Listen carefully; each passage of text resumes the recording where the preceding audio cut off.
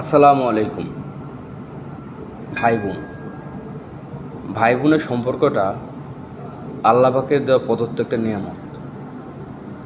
পৃথিবীতে এত মধুর সম্পর্ক আর কোনো কিছুর মধ্যে নেই। যখন ভাই বোন একসাথে কথা বলে কিংবা ভাই ভাই একসাথে কথা বলে, তখন আল্লাহ পাক ফেরেশতাদের বলে যে, হে ফেরেশতা, সময়কে থামিয়ে দাও, কারণ ভাই বোনের সম্পর্কটা পৃথিবীতেই শেষ। পরকালে ভাই বোনের সাথে কখনো দেখা হবে না।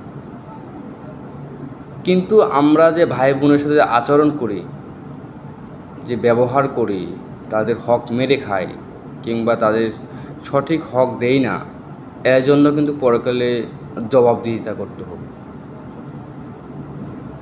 সো আমার একটা মেসেজ, ভাই বোনের প্রতি সবাই সহনশীল হন, সবাই ভালো সম্পর্ক বজায় রাখুন এবং বোনের হক কখনো মারবেন না। ভালো থাকবেন, সুস্থ থাকবেন। আল্লাহ হাফেজ।